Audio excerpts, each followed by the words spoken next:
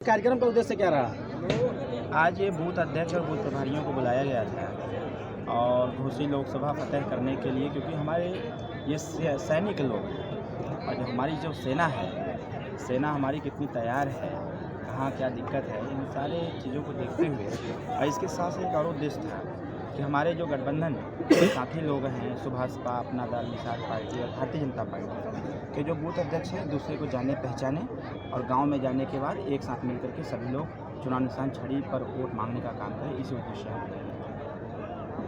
विपक्षी दल कहीं ना कहीं जो बीजेपी के नाम लेते हुए एक भावना फैला रही थी कि बीजेपी के कार्यकर्ता विरोध कर रहे हैं और पार्टी के आपके साथ नहीं है, क्या कहेंगे? कहीं कुछ भी नहीं है ये, क्योंकि विरोधी देखिए अब हताश हो चुका है।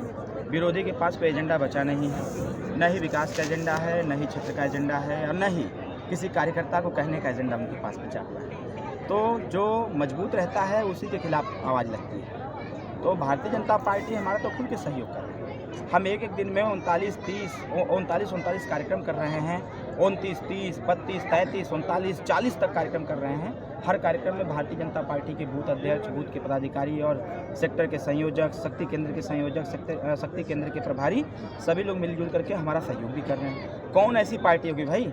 विपक्ष के लोग तो 10 बजे के बाद प्रचार करना बंद कर देते हैं, लेकिन हमें रात को लेकर के 1:30 बजे 2 बजे तक 150 की संख्या में उन सामान्य वर्ग की बस्तियों में लोग बैठे रह रहे हैं, हमारा इंतजार कर रहे हैं। तो किस प्रकार से भी हो, सभी लोग दिमाग लगा के रखे हुए हैं कि हम सभी लोगों को इस बार कोई चूक नहीं करना है, विरोधियों की बातों में नहीं आना है। आने वाले 1 तारीख को एक वोट चुन करके चुनाव निशान छड़ी पर दे करके मोदी जी को तीसरी बार प्रधानमंत्री बनाना है। सर, मोदी जी का कहीं ना कहीं 400 पार सीट का है, लेकिन विपक्ष का 400 पार कैसे होगा? 400 पार से हार होगा? ऐसा है, मैंने बताया विपक्ष के पास कुछ बचा नहीं है। विपक्ष बात क्यों नहीं करता है रोजगार की?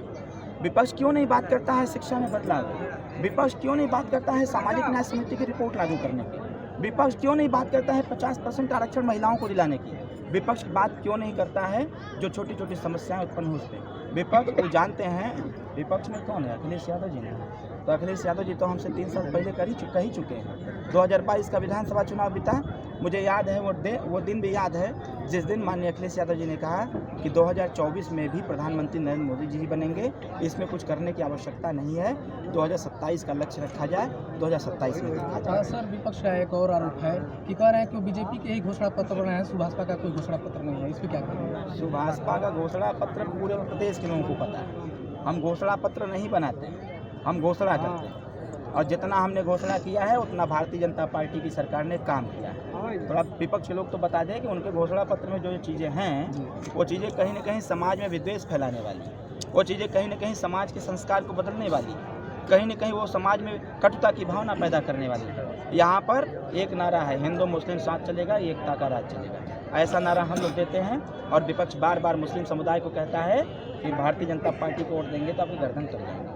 इन लोगों को तो शर्म आनी चाहिए कि आज देश भारतीय संविधान से चल रहा है। ये लोग कहीं पे चिल्ला रहे हैं कि संविधान खतरे में। कहाँ संविधान खतरे में भाई? अरविंद जी, आप युवा प्रत्याशी हैं और रसड़ा विधानसभा में एक आप तो युवा हैं, लेकिन बुजुर्ग आपके दीवाने हो रहे हैं। कहीं ना कहीं कई वीडियो में देखने को मिला, आपके नज़दीक में रसड़ा विधानसभा में एक बुजुर्ग 85 साल के हैं जो कि आपकी दीवानगी में दहाड़ रहे हैं, वो भी गौर समाज से, क्या कहेंगे? बाबूजी का आशीर्वाद है मेरे ऊपर, और सिर्फ बुजुर्ग ही नहीं, ये तो मेरा सौभाग्य है कि बुजुर्ग लोग कहते हैं ना कि बच्चे और बुजुर्ग भगवान के स्वरूप होते हैं ना, तो आप इसी से कल्पना कर लीजिए कि 85 साल के बुजुर्ग हैं तो भगवान के स्वरूप हैं। अभी विगत दिनों मैंने जब ऐसे लोगों का चरण छुआ तो आपके ही मीडिया चैनलों पर चलना चालू हो गया कि अरविंद राजा को झुका दिया गया। अरे भाई, हमको कौन झुका सकता है? हमारे संस्कार में है, हमारे व्यवहार में है।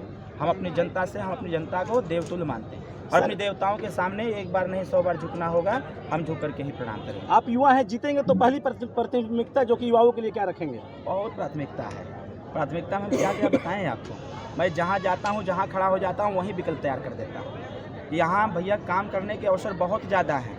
मैं पर्टिकुलर किसी एक चीज़, 2 चीज़, 3 व्यवस्थाओं पर नहीं चर्चा करना चाहता, लेकिन अगर युवा हमारा दीवाना है तो ये दीवानगी दिखेगी, और जब दिखेगी तो वो सामने भी दिखेगा। और युवाओं के लिए जो कुछ यहाँ पर किया जाएगा, मैं कहने पर नहीं, मैं करने पर विश्वास करता हूँ।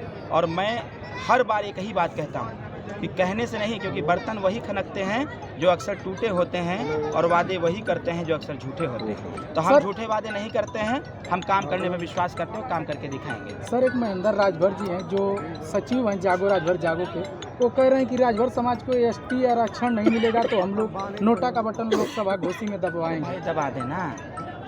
हम अगर कह रहे हैं नोटा का बटन दबाने से अगर आरक्षण मिल जाए तो ले लेना आरक्षण, फिर काहे जुटे पत्र सत्र देते रहते हैं इन नेताओं के यहाँ, उन नेताओं के यहाँ, उन नेताओं के यहाँ, उन नेताओं के क्यों भटकते रहते हैं? ऐसे लोग सारे समाज का ठेका ले रखे हैं वो लोग। हम लोग क्या कर रहे हैं? अगर पत्रक, तो इनसे कह दीजिए पत्रक देना बंद कर दें, फिर अपनी बात कहना बंद कर दें। वो नोटा दबाएं 1 तारीख को, मैं उस पर नहीं जाता।